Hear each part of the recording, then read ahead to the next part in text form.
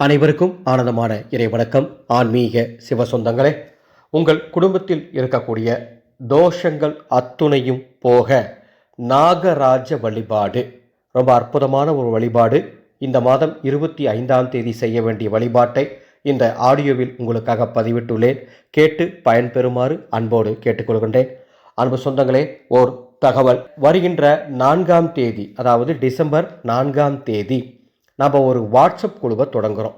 வாட்ஸ்அப்பில் ஒரு குழு அமைத்து அந்த குழுவில் ஆடியோ மெசேஜ் மூலமாக உலகத்திலேயே முதல் முறையாக அன்னை பராசக்தி உரையும் 64 கோடி தேவதைகள் உரையும் ஸ்ரீ சக்கரத்தின் சக்தியை நீங்கள் பெறுவது எப்படி, அதை எப்படி வீட்டில் வைக்க வேண்டும், எப்படி வணங்க வேண்டும், இது போன்ற ரகசியங்களை தெளிவான தமிழில் எளிமையான நடையில் அனைவரும் பின்பற்றும்படி சொல்லித்தரப்போகின்றேன்.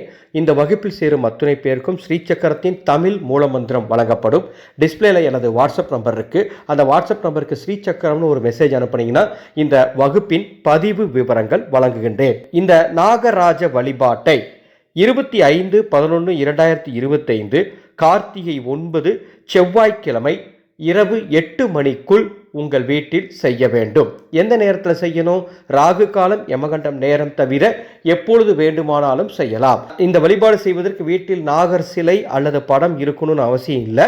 நீங்கள் விளக்கு வைத்து கூட இந்த வழிபாட்டை செய்யலாம். பக்தி தான் ரொம்ப முக்கியம். சரிங்களா?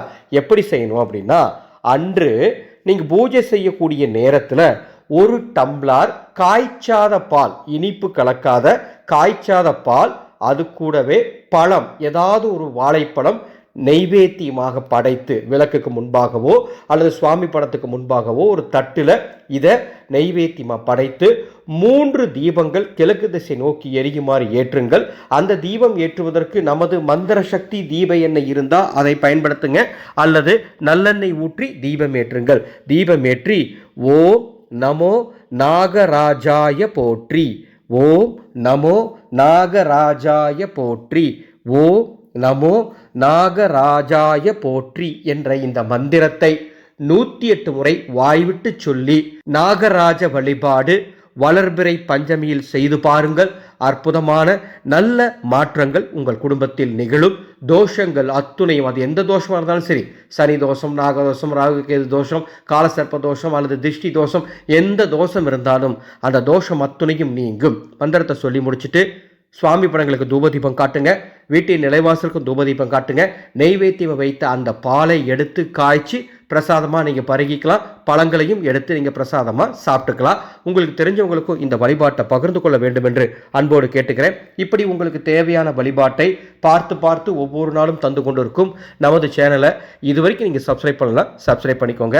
ஒரு அறிவிப்பு: உங்கள் குழந்தைகள் 1 வயது முதல் 26 வயது வரை இருக்கக்கூடிய குழந்தைகளுக்கு எந்த விதமான தோஷங்களும் அண்டாமல் இருக்க வேண்டுமா? ஆபத்துக்கள் கண்டங்கள் ஏதும் நேராமல் இருக்க வேண்டுமா? உங்கள் குழந்தைகள் நன்றாக படித்து நல்லபடியாக வாழ்க்கையில் முன்னேற வேண்டுமா? நோய் நொடி இல்லாமல் வாழ வேண்டுமா? ஸ்ரீ மகா காலபைரவர் பாலரக்ஷை ஒன்று வாங்கி குழந்தைங்களுக்கு கொடுங்க. இந்த ரக்ஷை 6 வருடத்துக்கு உங்கள் குழந்தைகளுக்கு பாதுகாப்பாக இருக்கும். எந்த தீட்டும் கிடையாது. இடுப்பில் கட்டிக்கலாம், கையில் கட்டிக்கலாம், கழுத்தில் கட்டிக்கலாம், அல்லது பூஜை அறையில் வைத்து வணங்கலாம். இந்த ரக்ஷை உங்களுக்கு வேணும்னா டிஸ்பிளேல இருக்கக்கூடிய எனது வாட்ஸ்அப் நம்பருக்கு உங்கள் குழந்தையோட பேரு, வயது, ராசி, நட்சத்திரம் சொன்னீங்கன்னா அதனுடைய பதிவு விவரங்கள் தருகின்றேன். மீண்டும் அடுத்த ஒரு பதிவில் சந்திக்கின்றேன். ஆனந்த மலரட்டும், ஆனந்த ஒளி பரவட்டும்.